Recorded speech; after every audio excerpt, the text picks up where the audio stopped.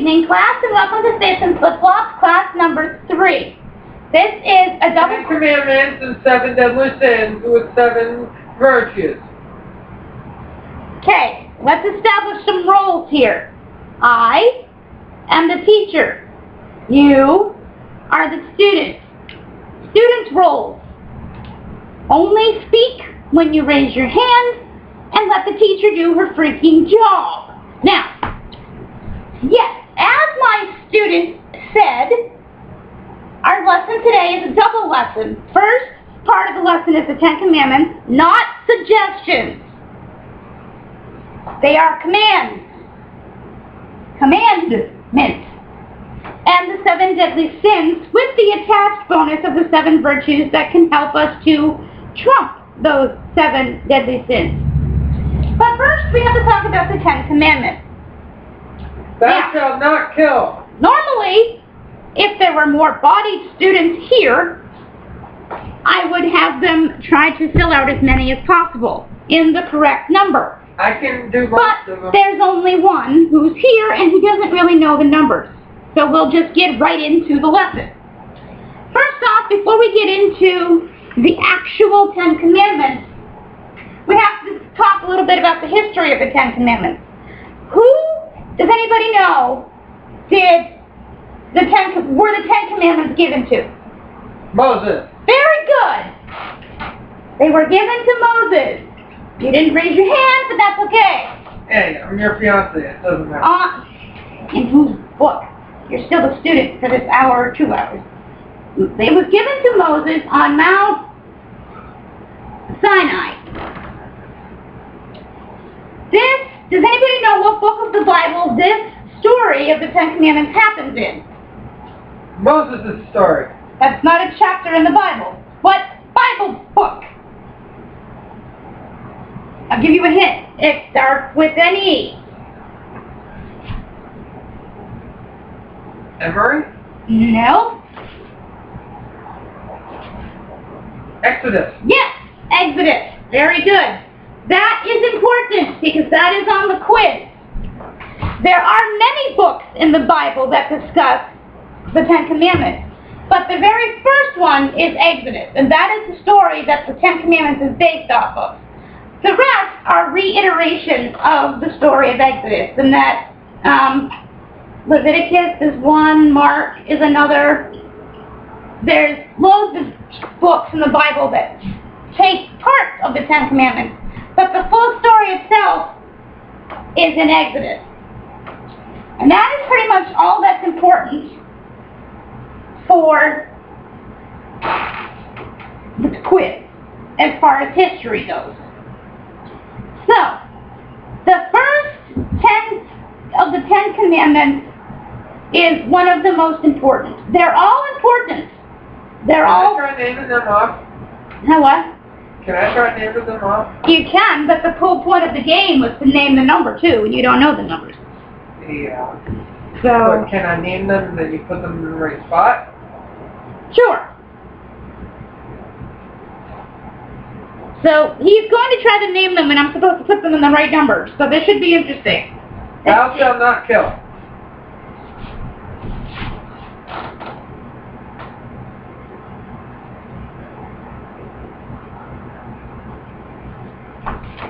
I know, it's amazing, isn't it?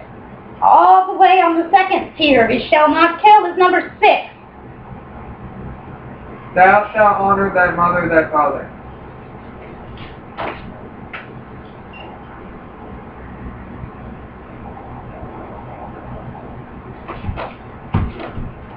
Number 5.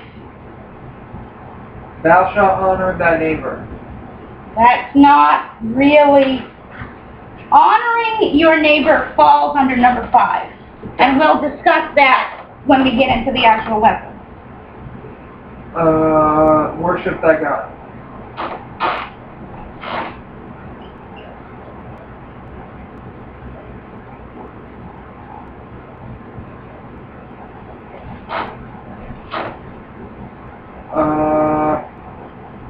Thou shalt go to church.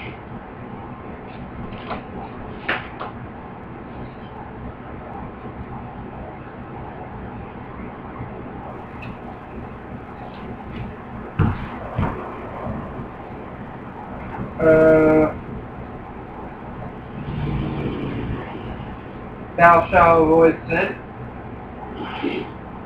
Well, I'm close, right? you see, all of these, if you break these, are sins. So saying thou shalt not sin is not really a Ten Commandment. Okay. But you did good. You got half of them. Or So, four. I'll, Let me try to think of one more.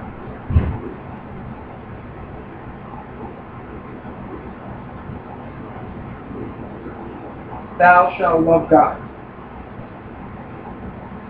okay, I'll give you that one as number 1.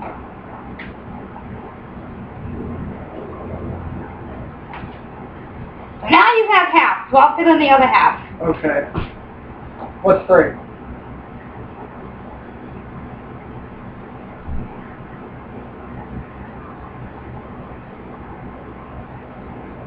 I'll fill them all in order after I write them all on the board. It's easier that way. Don't take God in vain. Yeah, which was like, you stub your toe and you go, oh, Jesus Christ! That is taking the Lord's name in vain, because the only time you're supposed to use the Lord's name in vain, not in vain, the only time you're supposed to use the Lord's name is when you're praying or referencing Him in a positive thing and not stubbing your toe. Because He's looking down at you going, watch where you're going, stupid. Every time we say the name of the Lord, like Lord or Jesus Christ, we're supposed to be saying it in a reverent tone and not in a, oh shit, I stubbed my toe kind of thing. That's why people invented other words like sugar honey iced tea or ouch. And that's the most common one that is trouble. Because let's face it, when you stub your toe, your sense goes right out the window when you think of the first thing that comes to your mind. Or in this case, your mouth.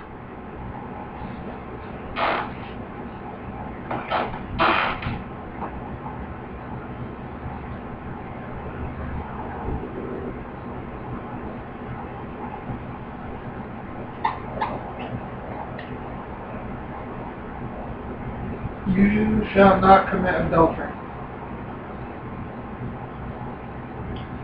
You shall not steal.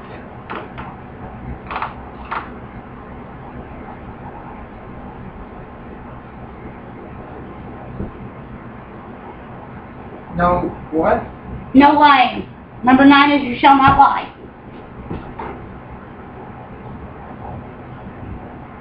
That's a hard one too. It is.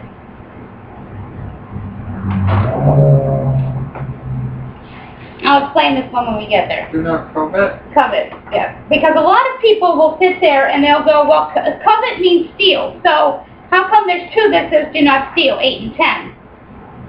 We'll get to that when we discuss them. But there is a difference between these 2. Now, these 4 are the most, I don't want to say most important, but these 4 are very up there. Because they all involve who? God. God. Very good. 1 through 4 involve God. 5 through 10 involve, in general, they involve people. Love God. Worship God. Only don't Take God's name in vain and honor the Sabbath day. The rest of them are all humanity things. Like you're not taking somebody's thing, you're not stealing, you're not killing. They involve God too, obviously, but 1 through 4 are strictly about God, whereas the rest are about people. Does that make sense so far? Yes. Okay. So, now, we're going to go through each individually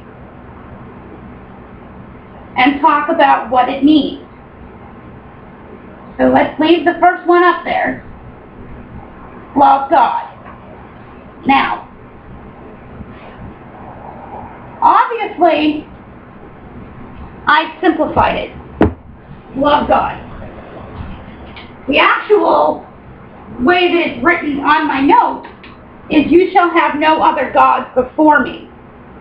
God wants to be first in our hearts and in our lives and in our minds. Is there anything more important to you than God? Answer truthfully because you're new to this. Truthfully? Yes. I don't know. Well, now there isn't because you've moved into this household and you're much more involved with God. But before that, I'm sure you had other things to do besides God. Most people did, unless they're religious. Anything that comes before our desire to love and worship God is an idol. So, what are some examples, do you think, of idols other than that people love other than God? Work. Family. Well, family, we'll get there. That doesn't really count. Career is one. Here's a clue. Self.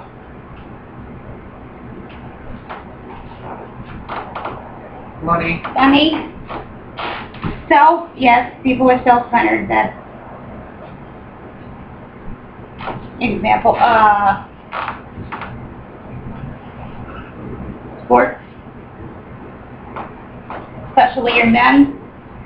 Oh, God's gonna have to wait. The football game is on. I'm not in the sport. I know, but I'm just saying that you're rare, trust me. You're into sports. Yeah, but not to the point where I'll skip mass if there's a game on.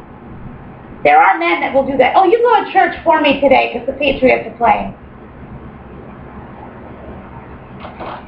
You know, now I'm not saying if you live in an area where there's an evening mass, like, you know, we have St. Raphael's at 5 or St. Joe's at 7, St. Pius at 6, that you can't say, I'm not going to go to church in the morning because the Patriots are on, but I will go to an evening mass.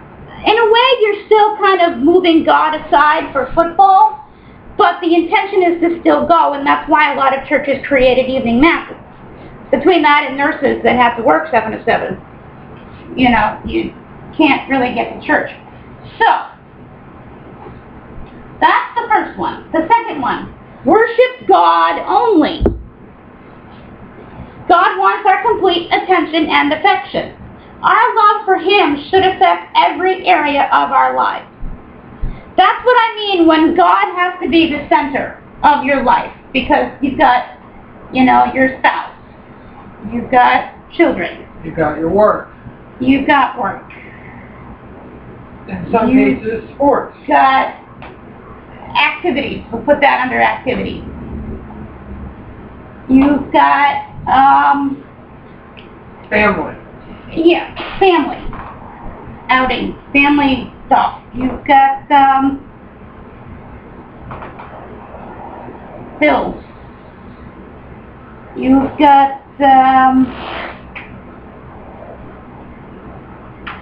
food, groceries, you know, but who's in the center of this life? If that box is left blank, or if any of these things are in the middle, your life is gonna, it might seem fine for a while, like, alright, let's say somebody puts Work. money in the center of, okay, yeah, we'll use work, because that actually works better than money. We'll put work in here. Alright, so what are some, okay, so work. Pros, cons. What are some good things that can come out of centering your life around your work? Helping your family. Help, family. Helping your spouse, your children. Well, that's family. Spouse, children, etc., etc. Bills. Bills get paid off. Activities. Activities you can do more, right? Obviously, all of this has to do with what? Money. Which, let's face it, that runs the world these days. So, alright, so you can see where the pros are going, you know, it helps you, you can do more stuff. You can go out to eat. You can go to a concert. Which, if anybody knows who I like, you'll know what concert I'll be going to. Captain Mateo. Yep. bills. You can pay off your loans quicker. You can get out of debt quicker. You can, whatever the case may be. It helps your family. Okay, so what are some bad things that come out of centering your life around work? You can't go to church as much. Okay, church, God is not number one. God is kind of pushed to the wayside. Believe it or not, family can also go here, because if you're working all the time, you don't really have a family. You never see them because you're working all the time. So your family loses out if you focus your life around work. Now, obviously in today's society, because money is more important than anything in the world, you need a job.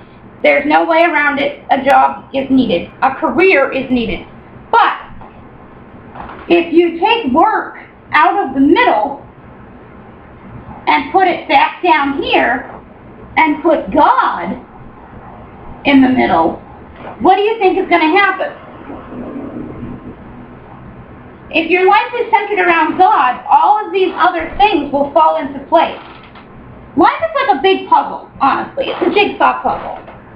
And if God's in the center of your jigsaw puzzle, all your pieces are going to fit together. People say, well, if God's first, then how am I going to find a job that lets me go to church? Well, there's many answers around that. You can work, if you have the career credentials, work a Monday through Friday job. That gives you your weekends off to work with family. So work is eliminated Monday through Friday. That gives you your family time. That gives you time for your children. It still pays your bills, gives you time with your spouse, and you still have the weekend to do activities like sports. Concerts, not so much, because sometimes they're during the week, but you get the idea. However, not everybody has the credentials to do a Monday through Friday job. For example, retail. You don't really have weekends available unless you ask for it off, and some places are not as nice as others when it comes to weekends. So let's say you have to work one weekend a month. Find a church that has a different time schedule. Or if you have to be at work for, let's say, 7 to 12 p.m., like a.m. to p.m., whatever, on a Sunday, but you have Saturday off. Now this only works for some religions, not all. But if you have a Saturday off, but you're working Sunday, what can you do? You can either go to Sunday late Mass.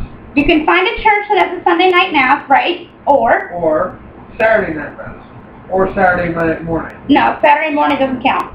Saturday night counts. Saturday morning counts for Saturday. It's called daily Mass on Saturday morning. When it's 4 p.m. or later, it counts for Sunday. It's called the Vigil of Sunday. That is why a lot of churches do not believe in having evening masses, because they say if it's after 4 p.m., it doesn't count for Sunday, it counts for Monday.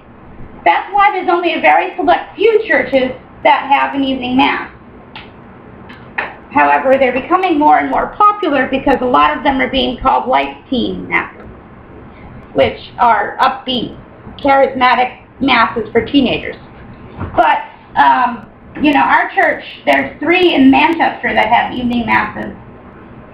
And I believe, if anyone wants to jump in online and let me know where there's other evening masses, I know good old Father Don has an evening mass in Epping. I believe Immaculate Conception in Concord has an evening mass.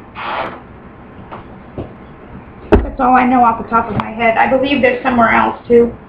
Number 3, do not take God's name in vain. Do not use God's name in the wrong way. The words we say reflect what is in the heart. May our words honor God. So, and that's one of the hardest ones because, like I said, our words are controlled by emotions. Let's face it. If you're in an argument and you're arguing with somebody, usually evil, negative words come out of your mouth. Rather it be swear words, like, I don't need to demonstrate because you get the idea. Or, let's face it, some people, when they get mad, they go, Jesus Christ, you're stupid. That is negative, and we're using a very positive influence on a negative word. God is supposed to be a positive thing, not something that you use in vain. In vain means in a negative viewpoint. Right. So, for example, I use stubbing my toe. I'm guilty of this one all the time. This is one of the ones I always go to confession with. Because, let's face it, again, all of your words are based off of emotions, and when your emotions are crazy, your mouth opens before your mind says, wait! When you stub your toe, you might go, oh God, or ow, Jesus, or you're not praying when you stub your toe.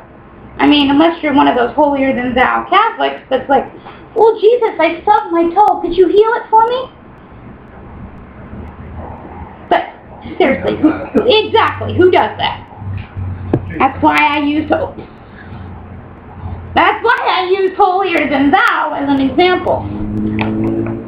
So basically that is just trying to say don't swear. And that includes swearing too. You're not really supposed to swear. But again, our mouth is controlled by our emotions, and therefore sometimes our shut up filter doesn't work. Shut up filter is when your mouth says something that you don't want it to say before your mind goes, stop, don't say that. Shit, do it.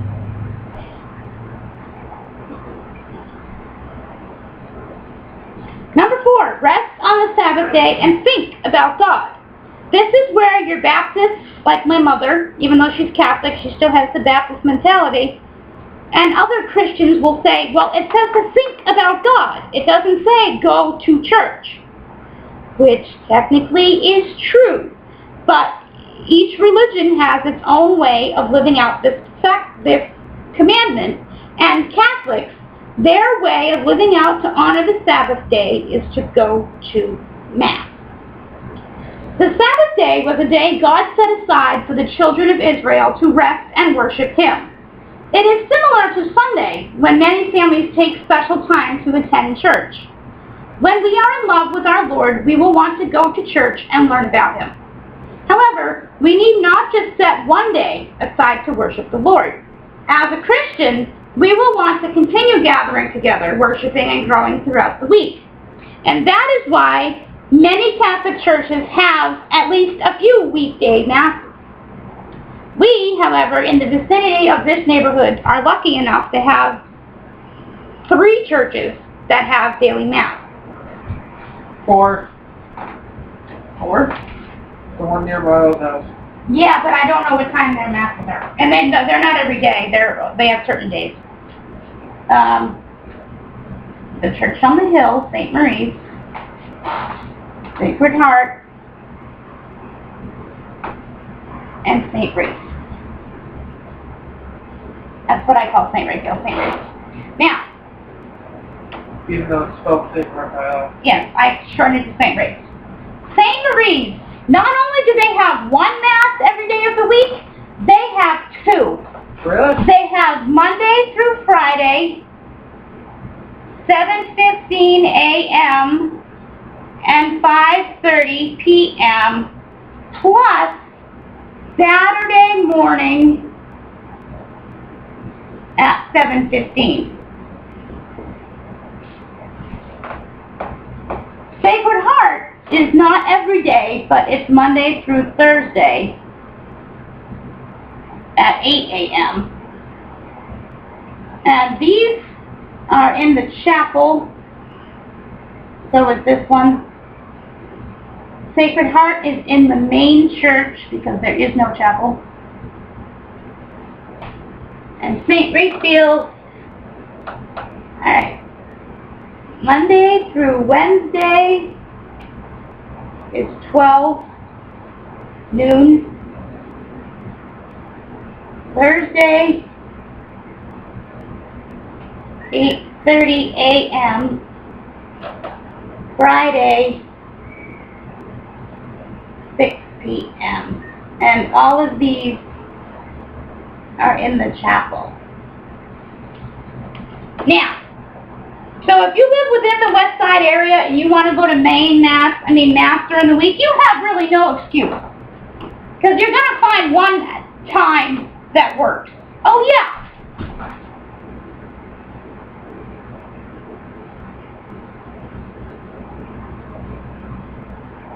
And Catholic Medical Center has an 11:15 Mass. Oh, wait, no, it's 11. Used to be 11:15, now it's 11. Every morning in the chapel.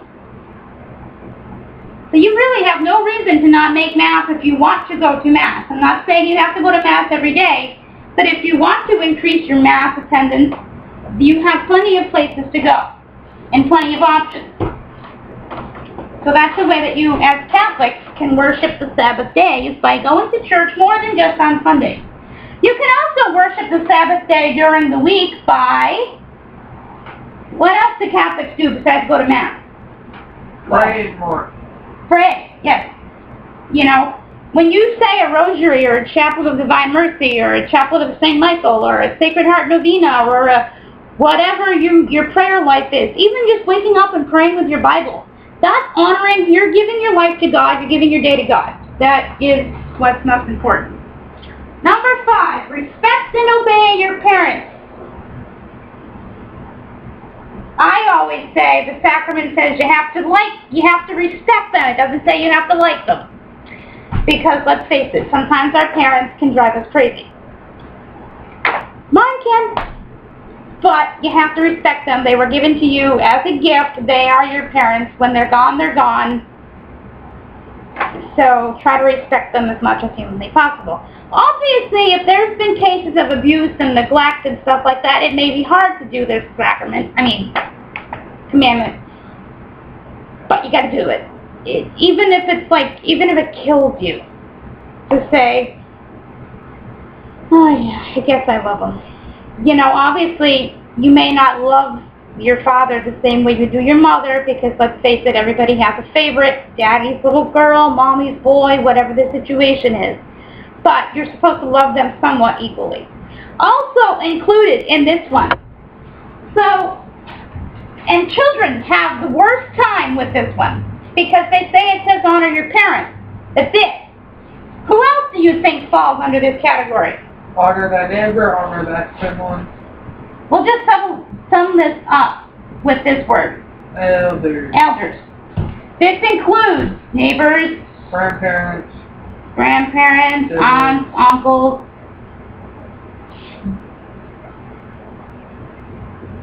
And of course the big one for kids that they just don't get, teachers. Honor your teachers.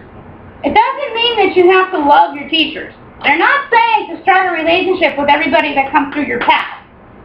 They're saying you need to respect them and follow what they say. That includes substitute teachers for any of my future students that I may see next year. Honor your teachers, honor your grandparents, honor your parents, and yes, honor your siblings, although those are not considered elders. But basically, number 5 is respect all people. Honor your priests, even if you don't like them. I put that in there because I struggle with that one with a certain particular priest, but we won't go there. Father Will. Thank you, Captain Obvious. You are talking out of turn tonight. At least you're not using your phone. Now, number 6, you shall not murder. Thou shalt not kill. Kill, yes. We will use the word kill because it's much better than murder. Not murder. Because murder is when you purposely kill someone. Implies just what? Murder implies just malicious intent. When you hear what you hear in the news. Kill is different. Is the new modern way. So murder is pretty much wiped out. That's the original printing of the 10 Commandments, says murder. If you look it up in the Bible, it says murder, depending on what version you have. But today, a lot of priests will say you shall not kill, because that not only includes murder, it does include murder, you're not supposed to kill each other, But yes, it also includes suicide. Abortion. Thank you. Killing of animals. Animals.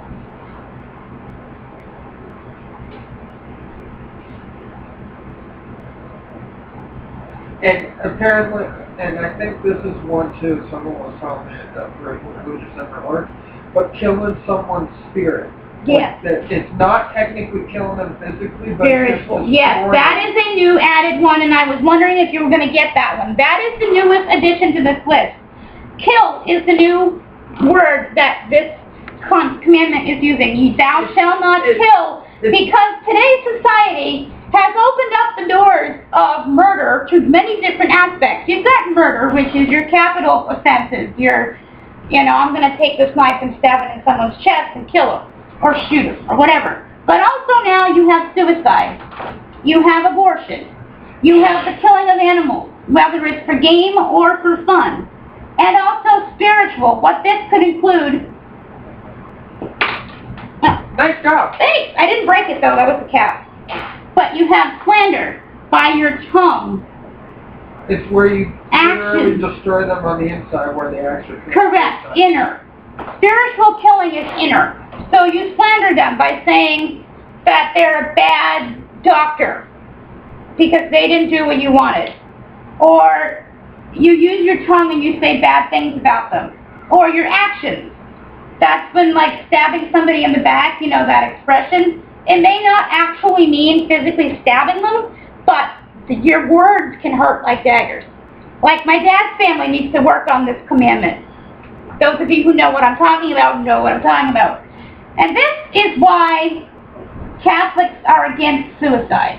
And I'm not saying they're not supposed to be against suicide. Suicide is wrong.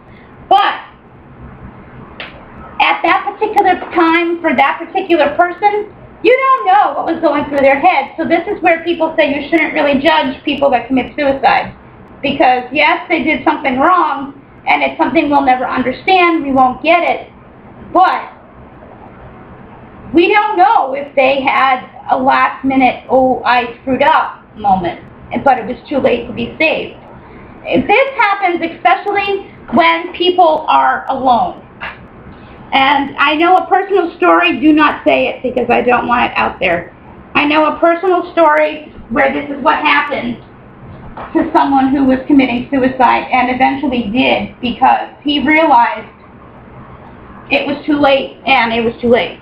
He regretted what he did, but by the time he figured it out, there was nobody home to save him, so he couldn't scream out and say, I just shot myself, please get me to the hospital. There was nobody home. You pretty much stuck there, bro. Yeah, but people that are watching don't know who he is, except for a select few. That's why I said don't shut out his name. Don't tell him. Number 7, you shall not commit adultery. Does anybody know what adultery is? It's actually a huge variety nowadays. Yes, it is. Adultery. I'm trying to switch markers to give them a rest here. And that's spelled wrong, but too bad. Okay, just checking to make sure I have some ink left in there. Adultery. Sex. Okay, yes, sex is part of it. But with who? If you have sex with your married wife or husband, it's not committing adultery. If you're not married. No, that's not it either. Adultery involves cheating with another person. So let's say... Someone told me adultery is when you have sex before marriage. That's your extreme Protestant view of it. If you're not married and you have sex, you're committing adultery. That's the extreme. It's kind of like the Protestants actually cling to the sentence of God knows each number on your head. And if you committed suicide, that's the way God wanted you to die. That's not really true. God doesn't want us to kill ourselves to get to heaven with Him. But the Protestants think it that way. Let's say Mrs. Adams is married to Mr. Adams. Mrs. Adams decides to screw Mr. Johnson. Mr. Adams, okay, let's play out this scenario. Mr. Adams is away on a business trip. And yes, it's really a business trip, because today, let's face it, people lie, and business trips become vacations with their lovers. But for this scenario, Mr. Adams actually is on a business trip. Mrs. Adams gets a little lonely and orders pizza. And the pizza guy looks cool, and he's lonely. So Mrs. Adams shacks up with the pizza dude, and they end up sharing some pizza and wine leads to the bedroom. She just committed adultery. Also included in this is respect of your wife. Adultery does not have to be physical. You don't actually have to jump into bed in order to commit adultery, although that is the most popular version and that is the one that most people agree with. But what else do you think would count under adultery?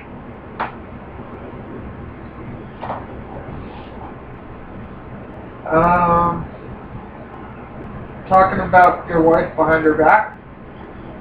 Yes, talking about your spouse behind their back could be adultery, but also, let's play out this scenario. Mr. and Mrs. Adams go to the local pub. Okay. Mr. Adams looks in the other direction momentarily, and there's this beautiful woman there with a rack of boobs hanging off her chest. Instead of just glancing away and pulling his attention back to his wife, he sits there and stares for a half an hour. He's having impure thoughts. He's not respecting his wife by paying attention to her. He's paying attention to somebody else, and he's not looking at them as a person. He's looking at their personal body. Basically, adultery is be faithful to and respect your husband or wife, or girlfriend or boyfriend. Same thing with me and you, let's say. Let's say we go to the mall and there's this chick that's skinnier and prettier than I am, and you stare at her. She's staring at you. Right. But let's say, for example, for this case, you don't stare at me, you stare at her for 30 minutes. Or you follow her until you have to go to the bathroom, but you go find her.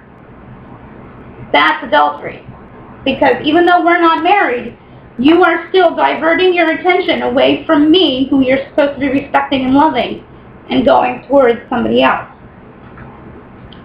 Number 8, you shall not steal. This is a big one. Do not take what is not yours. Take care of those things that belong to others. So what do you think falls under this category of stealing?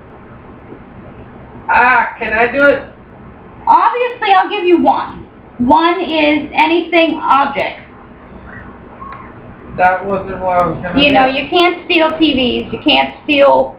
That's not what I was going to do. What were you going to say? Stealing someone's heart on purpose. Yep, stealing somebody's heart.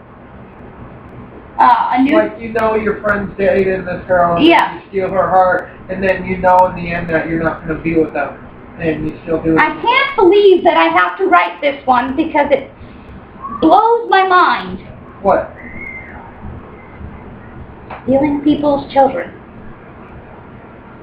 There is an extreme rise, I read in the news this morning, of people who go into hospital nurseries and steal people's babies. And the security alarms do not even go off. It is ridiculous that I have to write that under stealing. Who in their right mind wants to steal someone's baby? Someone that can't get pregnant? Yes, exactly. There are reasons why, but it's just wrong. I mean, someone that's missed a few french fries to make if I can't have children, the first thing I'm not going to do is go to the hospital and steal a baby.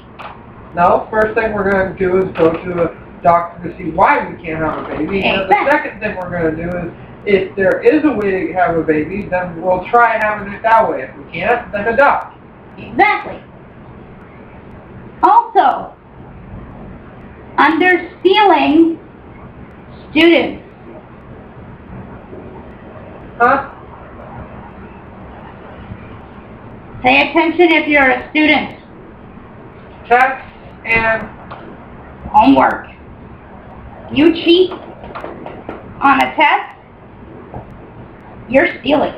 You are stealing their hard work of studying, because you did not. You are stealing their answers. That's their property. Or bullying a kid to do your homework. That's stealing. Yes. But, yeah, that is something that a lot of people don't think of. If you cheat on a test, you stole their property. Once that student puts that answer on that paper, it is their property.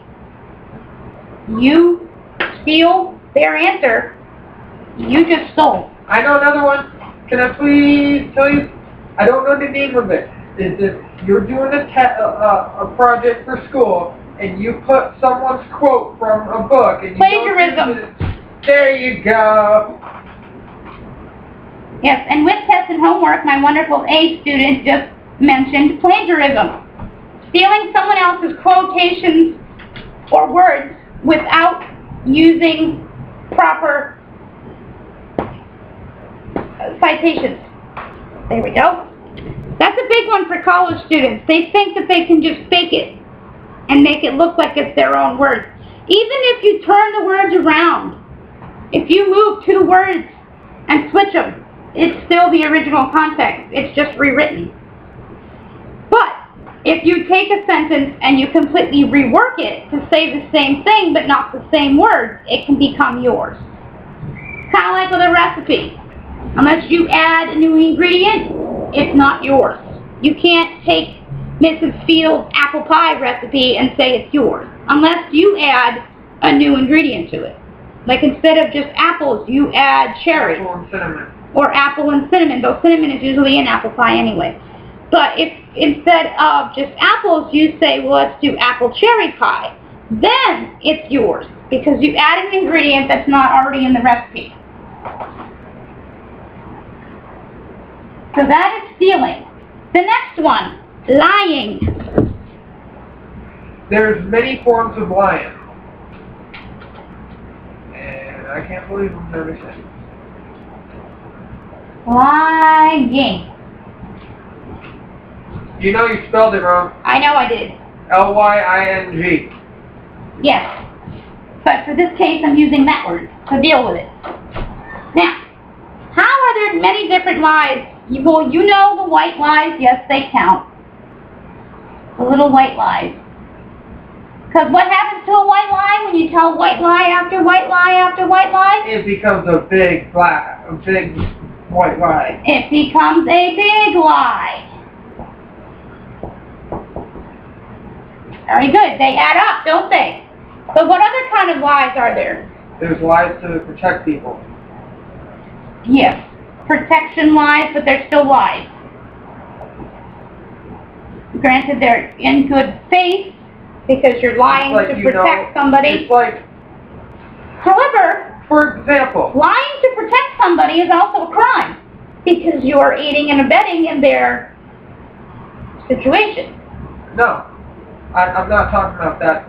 There's multiple protection lies. I'm talking about, like, let's say you find out my mom died and I didn't know, and you wanted to wait till my sister told me, and you just, I was asking you, have you heard? Yeah, that would fall under a white lie. So, because it's not I'm not protecting you against anything. I'm protecting you against, like, the hurt of losing your mother, but it's not, and I wouldn't do that anyway, because I'm not a liar. I would say, yeah, your sister has to tell you something. I wouldn't.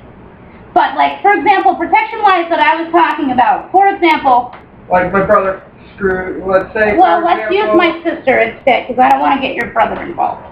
Let's just say, well, not even let's use my sister. Let's make up a name. All right, Mr. Johnson. Yeah, Mr. John. No, that's Phil's last name.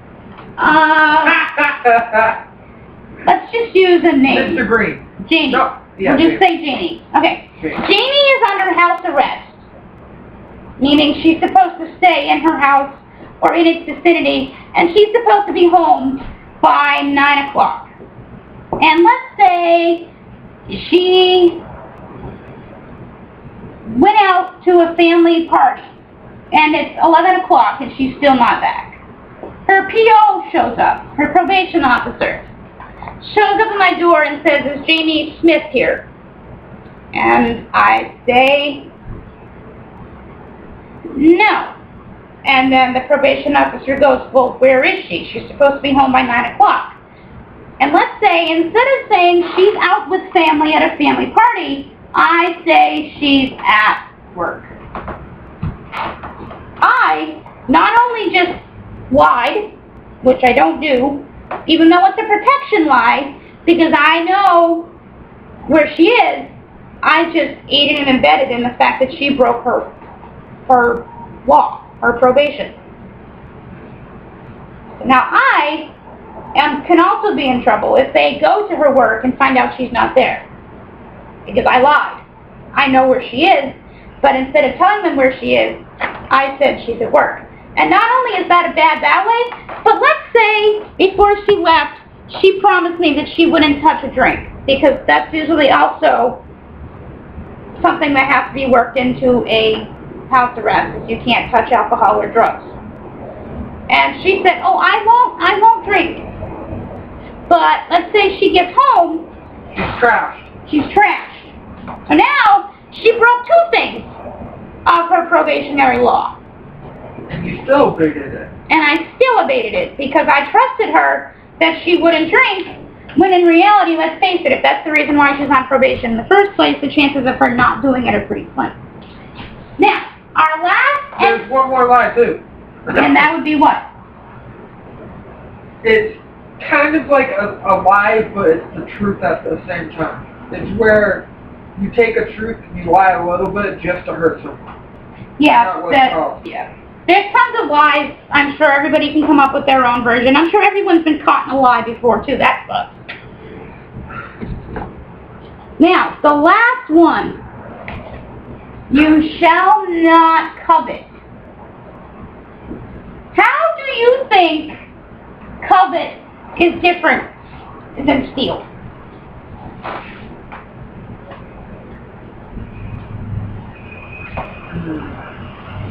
It's a different type of steal.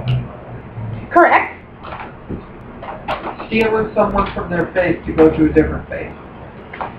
Okay, that's good. That's good. I'll simplify it even more for you. Steal usually involves Items. Objects, writing, items. People. People is covet. That is an easy way to remember it. Stealing itself, the law of stealing involves objects, writing, and items. You know, it involves answers on tests. It involves TV. It involves items of importance. Couches, TVs, cars, houses. Covet involves people. So, like your example, taking somebody out of their religion forcefully and into your religion. What I'm doing to you is not coveting you. I'm changing you into someone with the help of God. I'm not coveting your faith, although your mother may think so eventually. Faith. I don't really have anything. Faith, values, marriage.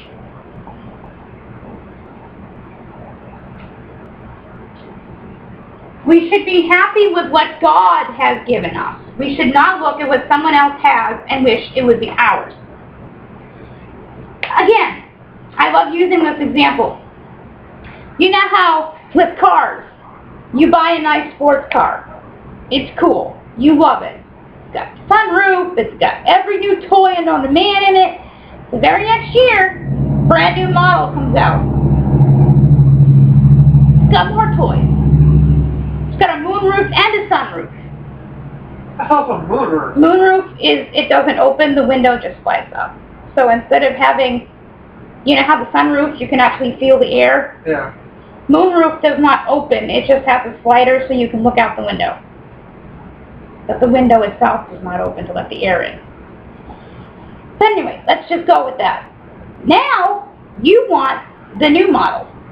It's the same thing with coveting, only it's people. So let's use the example of Mr. and Mrs. Adams again. Mr. Adams goes off to find that younger chick because he wants to turn in his wife for the younger version. He doesn't want to be married to this old Mrs. Adams that's been married for 30 years. He wants to change her in and go get a 20-year-old. So coveting involves people and their bodies and their selves. So when prostitutes, for example, excellent example, they are coveting other people's self-worth. When somebody pays them to have a blowjob, or whatever the terminology is, I'm not Mary Magdalene, I wouldn't know. I was waiting for somebody to laugh at that one. Especially if they're a virgin. Men, for example, that you find in the bars, they will look and search for a virgin and they will rape them. They are coveting that woman's virginity. It is a physical thing that is removed and taken from her without her will. Any kind of rape, obviously, is a covet. Now, the Ten Commandments show us the perfect way to live. They are holy, just, and good. They demonstrate the way to live according to God's rules, in harmony with God and in harmony with other people, like your brother, sister, mother, father, teacher, whatever.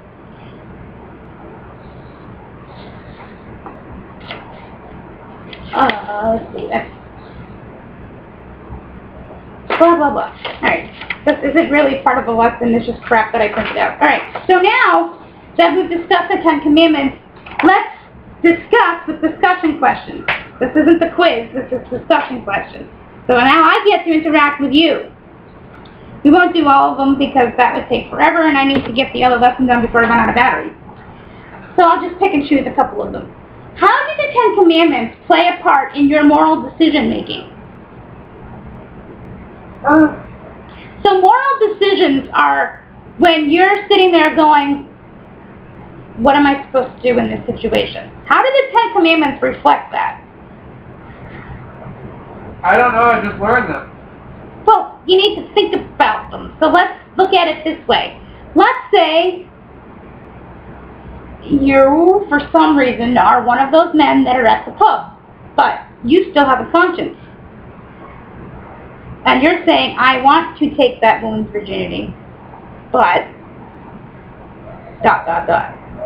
So, in this context, your answer should be, one of the Ten Commandments is to not covet someone else's personal property, which is her virginity. So I'm not going to do it. I am going to date her instead, or ask her out. That would be a moral decision using the Ten Commandments, because you remembered what they were, and you used them, cheating on a test example. You're taking it, you really don't know any of these answers, and the person next to you is jotting them down right away. They know what they are. You can go in your mind, maybe I can pretend that I'm not doing cheating, but I'm looking at his answers. But the little voice in your head goes off going, that's one of the Ten Commandments, you're not supposed to cheat. That's stealing. So I'm going to take the blame for this, and I'm going to admit that I did not study, and I am going to take the 0. Because I did not study. I am not stealing somebody else's answers. That would be a moral decision that you use based on the Ten Commandments. So I have other discussions. If you, for the online students, would like these, let me know, and I will send them to you, and you can write out your answers for me if you'd like. But you don't. I don't know. You don't have to.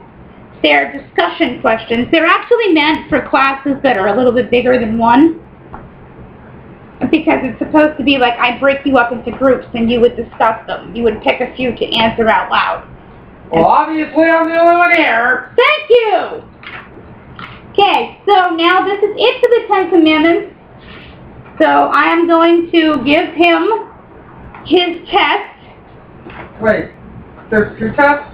Yes. Damn it! Dude, it's multiple choice. It's not that hard. Oh, yes. And I will stop the video because next we're going to start with the 7 deadly sins.